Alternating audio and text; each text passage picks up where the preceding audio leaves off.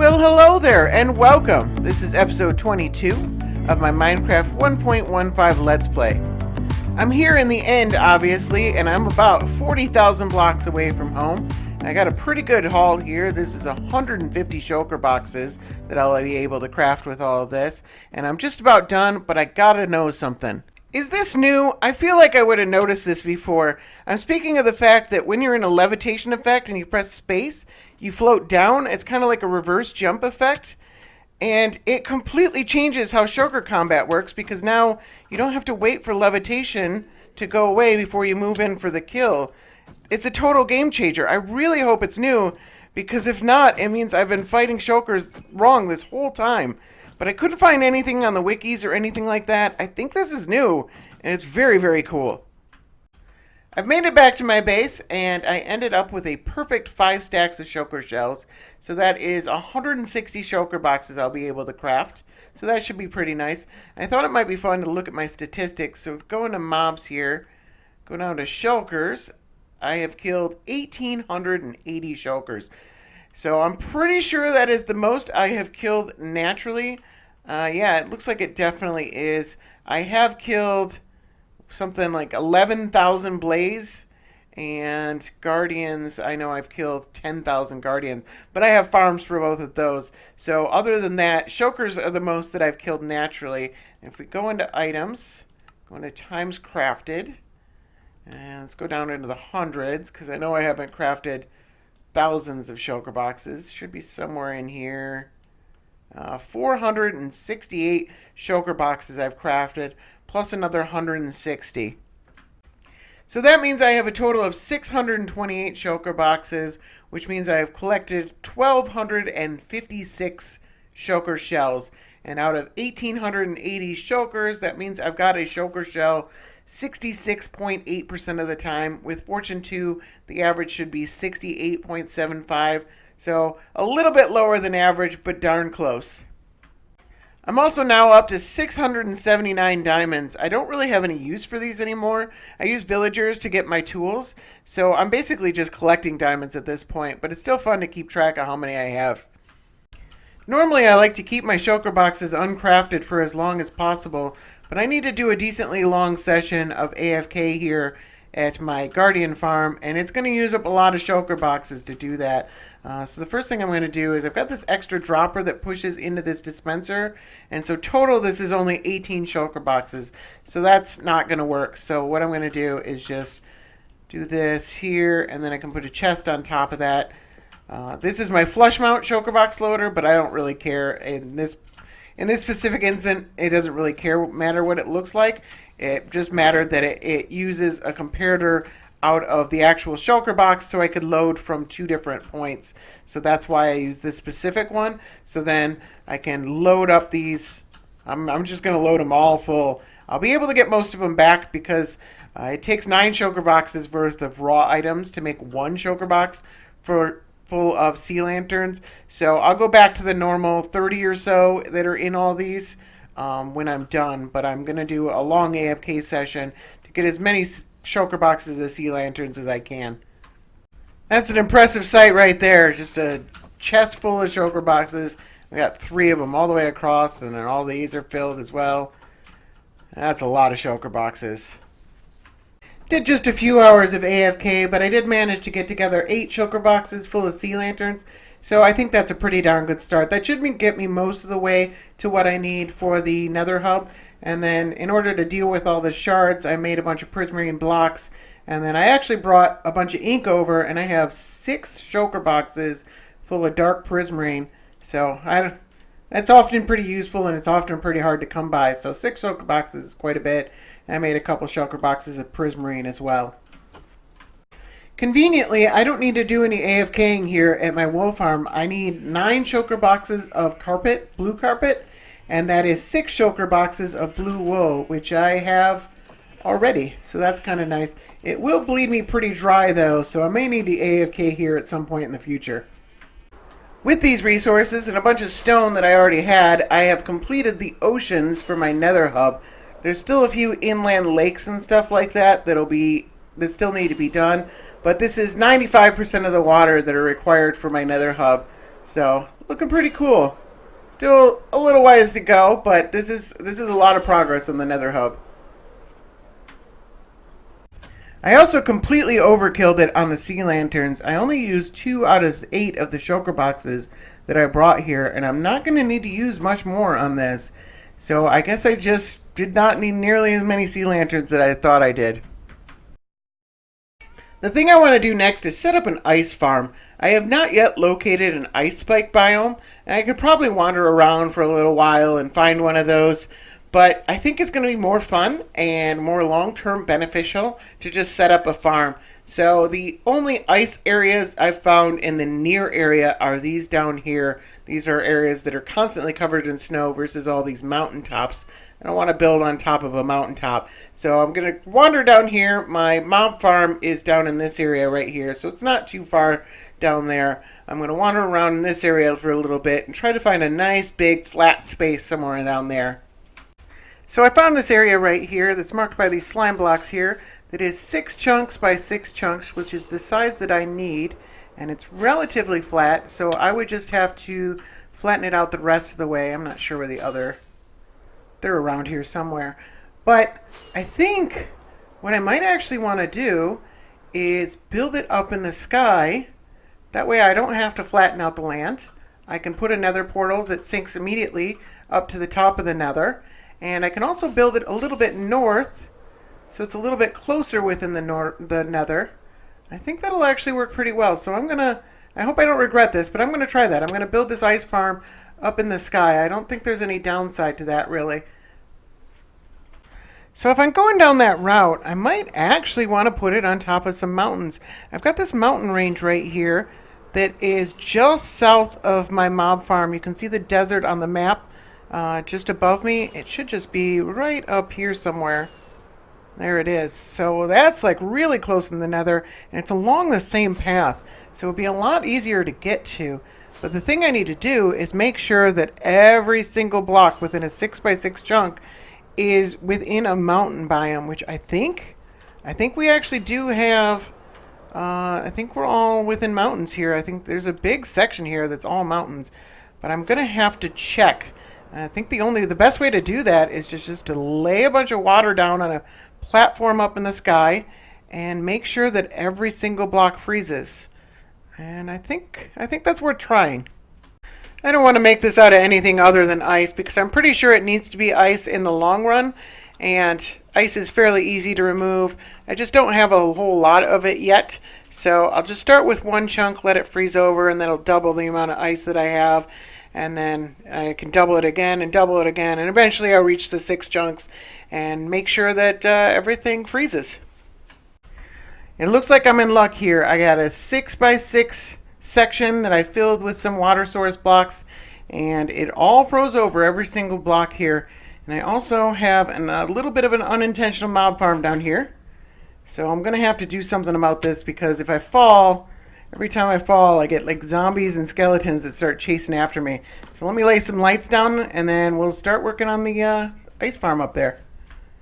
This here is a design by Nembomb, and the way that it works is that, first of all, I can't be wearing any depth strider boots because that'll mess it up.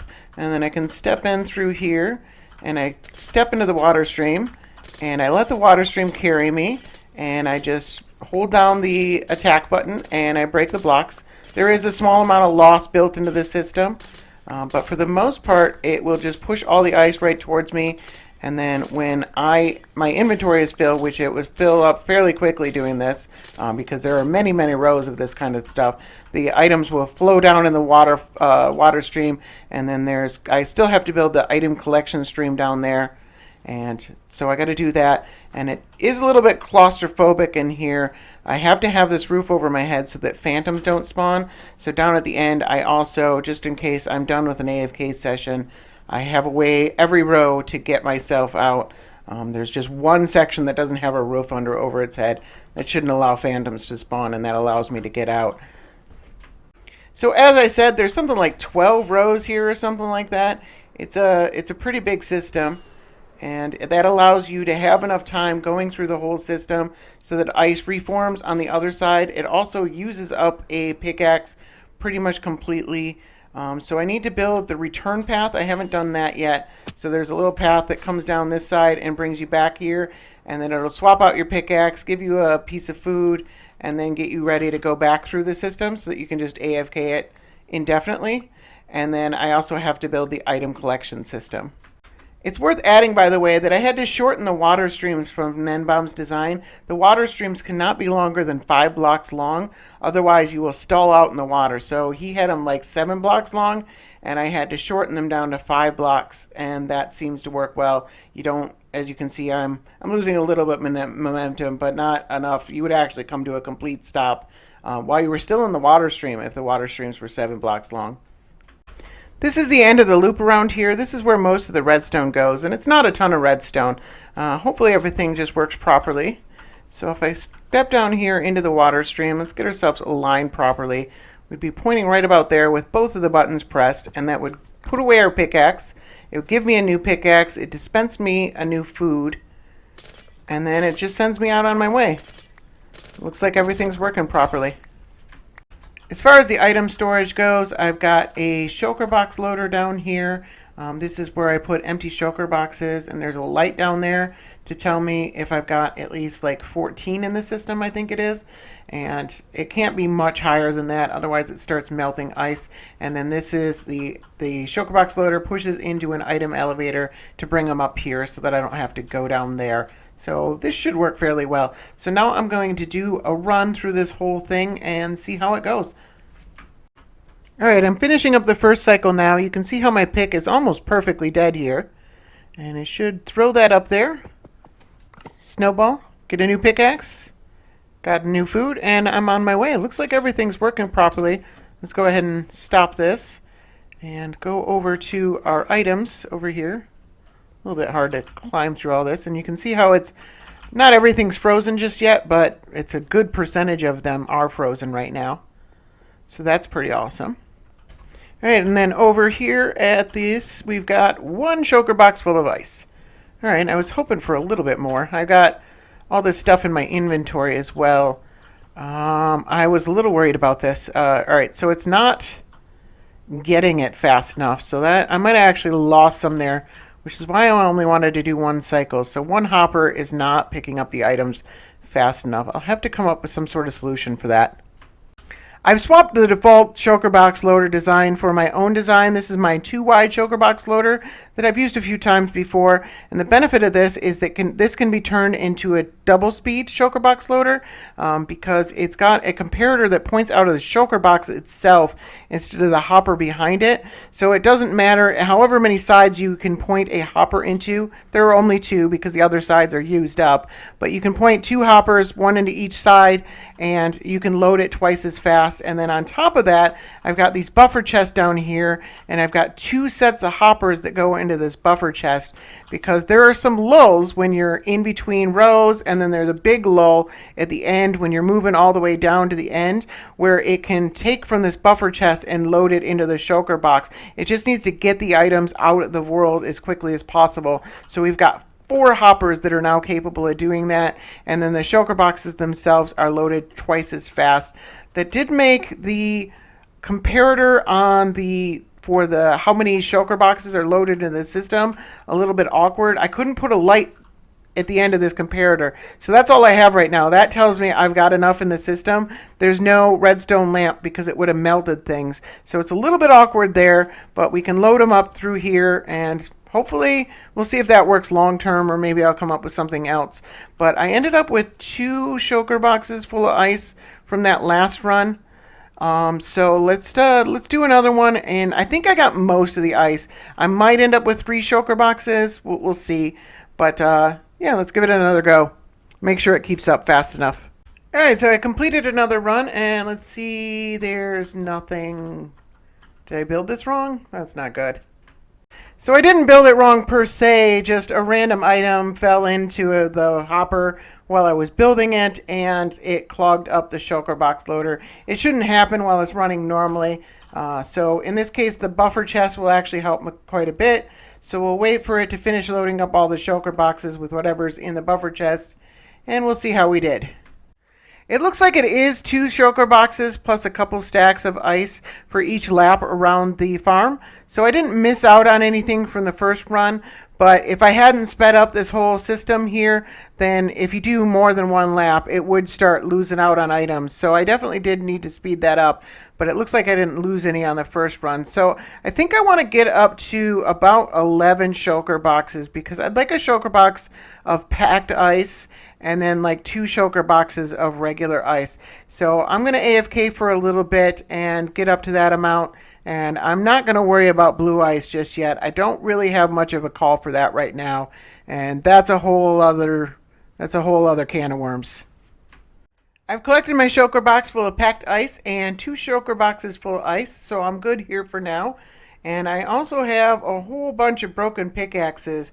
So it might be time to set up an Enderman farm because I don't have an EXP farm, not a good one anymore. So that might be something that I'll look to be doing in the near future because that is quite a lot of broken pickaxes and I've got even more in here.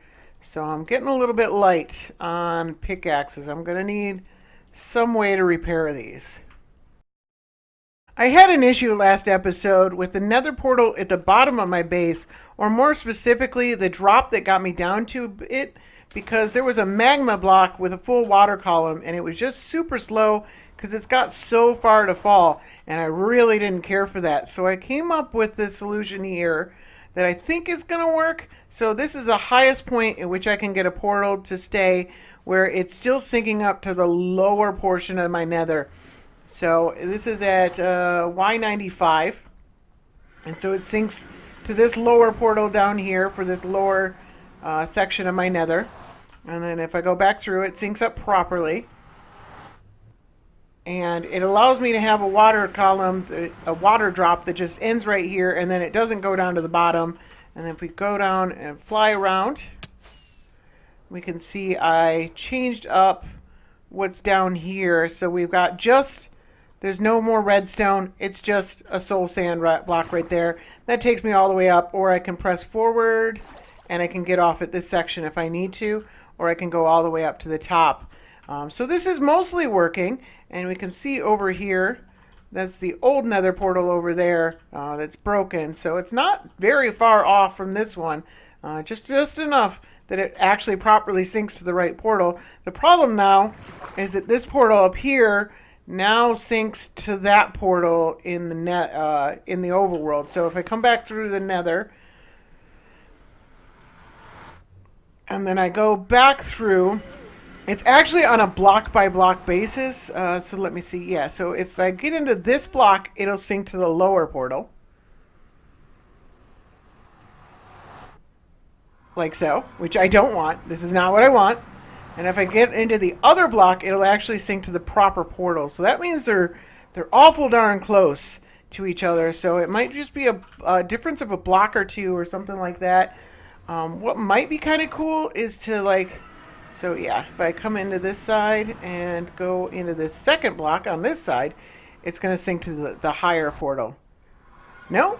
Okay, then it's just random. So that's even worse. All right, so... I need to figure out something to do with that. What might be interesting to do would be to sink this portal down into the ground and make a little recess, and maybe build a fountain on top of it or something like that. And like, then I'm going down into the portal. I don't know. I don't know how it would look and everything like that. Everything goes up, so it might be strange to have something going down. I don't think there's anything underneath here that's important. Yeah, there's just some walkway platforms and stuff like that. But yeah, it's so close. Like I'm really close to a solution. I don't know what it's gonna be, but yeah, there's nothing too critical down here. I can work around all this stuff. Yeah, let me see if I can figure something out. I've tested a few things out, and I think this one turned out pretty well. You can barely even tell that there's a portal down there, but there definitely is. And then there's another portal down further below, and both of them sync up properly all the time. So that's great. And then I can get to the portal here through this water drop right here. So that's nice and fast. And then in the middle on the other side, there's a water elevator. And that sends me back up, and that goes down to the ocean. And so, yeah, I put the water drop on this side right in the dead middle. but then the first time I came through this portal, I just fell right through it. So I think these work out quite a bit better. That's kind of a nice way to do that. I could do that on the other side, but there's not really any need to because you just kind of like jump up and down on the water. So it's fine. So yeah, I think this one turned out pretty well. I like this. I think it complements the other buildings. It's a nice fit for the area. I think it looks pretty good. I've done a bit more work on the floating island here, and I'm trying to connect this section over here to this new section that I created in the last episode. And I got a decent chunk here. There's quite a few spikes going on here. I think it's looking pretty good. And I'm almost to the point where I've got a quarter of the island done, which is a little bit sad because I'm not yet to the part where I've got a quarter of the island done. But when I do get it done, it'll be really nice because I can pull all this scaffolding down and I can get a really good look at how everything's going to look. And I think that'll be really, really rewarding. And I'll also get to take down the scaffolding, which, man, I fly through this stuff all the time because I fly back and forth trying to get a look at everything. And every time I want to just fly through and punch it. But I need it still because it took forever to put it up, and I still need to set up things up there, and so I can't do that. But man, I really, really want to. So I'll make sure to include that on video when I actually get to do this, which hopefully should be in the next few episodes. But that's all I have time for today. I feel like I got a lot done this episode. I got my oceans done on my Nether hub. I got this part of the floating island done. I got a cool fountain, and these portals are all synced up, and that's cool. And I got an ice farm. So yeah, I feel like I got a lot done this episode. So I hope you enjoyed this episode. I want to thank you very much for watching, and you have a good one.